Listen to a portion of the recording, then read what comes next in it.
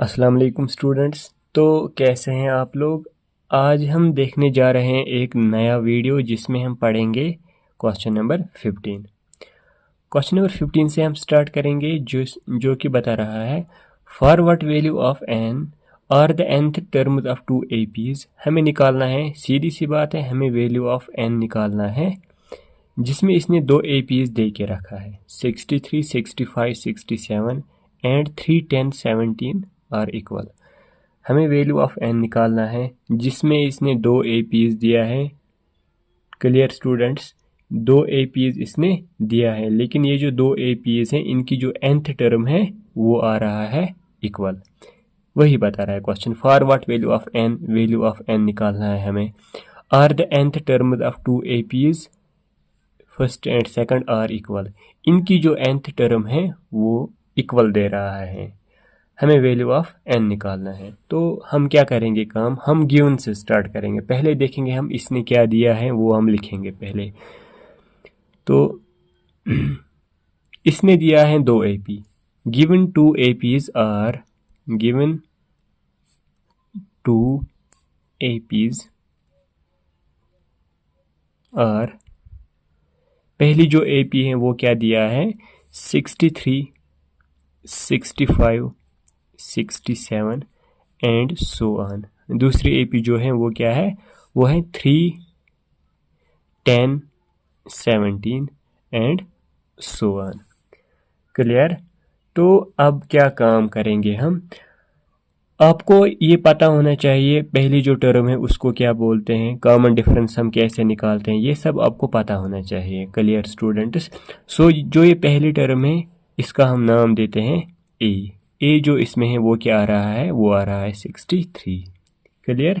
D क्या आएगा इसमें, मतलब कॉमन डिफरेंस डी आएगा इसमें 65 को हमें माइनस करना है 63, यहाँ पे आएगा 2। क्लियर बच्चों। एंड सिमिलरली इसमें क्या ए क्या आएगा इसमें, ए आएगा इसमें 3, डी क्या आएगा, डी आएगा 10 माइनस 3 इक्वल टू 7। क्लियर। इसके बाद देखेंगे हम nth टर्म किसके बराबर होता है, ए एन, वो होता है बराबर a plus n minus 1 into d. Clear. Similarly nth term किसके बराबर होता है, a n equal to a plus n minus 1 into d. Clear students. इसके बाद ए एन तो मैं एज इट्स लिख रहा हूँ इक्वल टू ए के बदले क्या लिखेंगे हम, ए के बदले लिखेंगे हम 63 प्लस एन का जो वैल्यू है अभी वो हमें नहीं पता है, वो मैं ऐसे ही लिख रहा हूँ माइनस 1। डी के बदले क्या आएगा, डी के बदले आएगा 2। एंड सिमिलरली ए एन तो मैं ऐसे ही लिख रहा हूँ, ए के बदले क्या आएगा 3 प्लस एन का मुझे अभी पता नहीं है, मैं एज इट इज लिख रहा हूँ माइनस 1 इंटू डी क्या है इसमें, डी है 7। Clear students. तो अब क्या काम होगा, अब काम होगा ए एन तो मैं एज इट्स लिख रहा हूँ, ए एन तो मैं एज इट्स लिख रहा हूँ ऐसे ही। तो यहाँ पे आएगा 63 तो मैं ऐसे ही लिख रहा हूँ प्लस 2 इंटू एन आएगा यहाँ पे 2n प्लस माइनस माइनस 2 1 इधर आएगा 2 and a n equal to 3 plus 7 into n आएगा यहाँ पे 7n माइनस 7 1 ज़र 7। Clear students.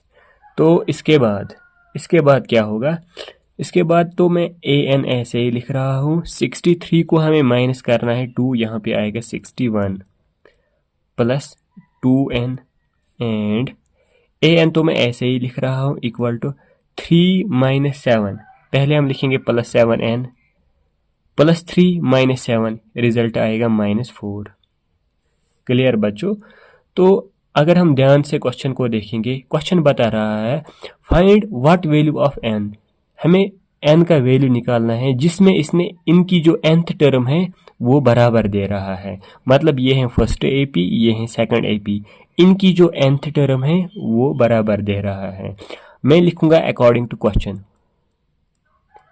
According to question, जो क्वेश्चन बता रहा है उसी के अकॉर्डिंग मैं लिख रहा हूँ। क्या लिख रहा हूँ? इसकी जो nth टर्म है वो इसके nth टर्म से बराबर है। क्लियर बच्चों? इसकी nth टर्म क्या है? वो है 61 प्लस 2n, 61 प्लस 2n। इसकी जो nth टर्म है वो क्या है? वो है 7n माइनस 4, 7n माइनस 4। हमें n का वैल्यू निकालना है। क्लियर बच्चों? उसके बाद तो 2n तो मैं ऐसे ही लिख रहा हूँ, प्लस 7n को हम यहाँ शिफ्ट करेंगे, वो बनेगा minus 7n equal to minus 4 ऐसे ही, प्लस 61 को यहाँ शिफ्ट कीजिए, ये बनेगा माइनस 61। क्लियर? इसके बाद आएगा 2n माइनस 7n, यहाँ पे आएगा माइनस 5n, माइनस 4 माइनस 61, यहाँ पे आएगा माइनस 65। ये माइनस माइनस कैंसिल होगा, 5 1 ज़ार 5 1 ज़ार 5 3 ज़ार 15। n का जो वैल्यू है वो क्या आया? लेकिन स्टूडेंट्स यहाँ पे जो 61 n का जो वैल्यू है वो आ रहा है 13, n का वैल्यू आ रहा है 13। तो यही निकालना था हमें। क्लियर बच्चों? तो ये था n का वैल्यू। हमें क्वेश्चन बता रहा है find what value of n, जो क्या है 13। बस क्वेश्चन खत्म। अब इसके बाद हम बढ़ेंगे क्वेश्चन नंबर 16 पे, जो कि बता रहा है डिटरमाइन द एपी। अब अभी क्वेश्चन नंबर 15 में ये दो एपी दिया है इसने। क्लियर बच्चों? तो यहाँ बता रहा है डिटरमाइन द एपी। यहाँ पे हमें एपी ही दिखाना है। वहाँ पे इसने दिया था एपी, लेकिन यहाँ पे हमें बनानी है AP. Whose third term is 16, जिसकी जो थर्ड टर्म है वो 16 दे रहा है। एंड द सेवंथ टर्म, जो सेवंथ टर्म है वो ज्यादा है किससे?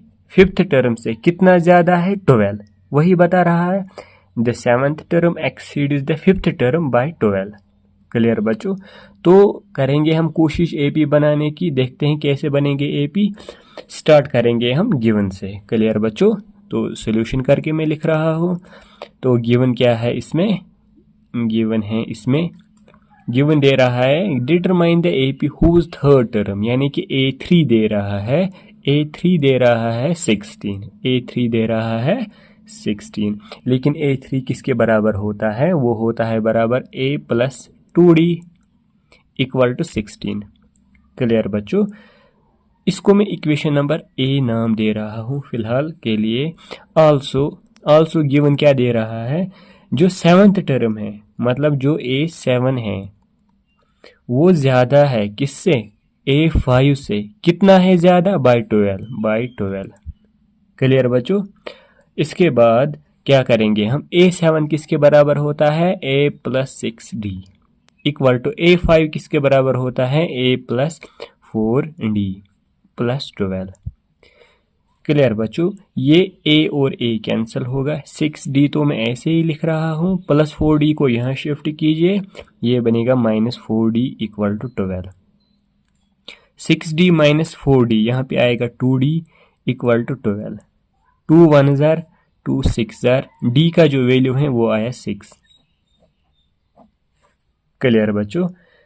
लेकिन ये था D का वैल्यू, ये है D का वैल्यू। हमें बनानी है AP। अभी तो क्वेश्चन पूरा नहीं हुआ। जब तक हम AP नहीं बनाएंगे तब तक ये इनकम्प्लीट है क्वेश्चन। क्लियर बच्चों?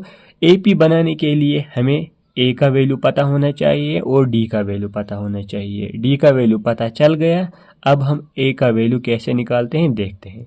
मैं ऐसे कर सकता हूँ, substitute the value of D in equation A, ऐसे मैं लिख सकता हूँ। वहाँ पे A का वैल्यू निकल के आएगा। तो मैं ऐसे ही लिख सकता हूँ, सब्स्टिट्यूट द वैल्यू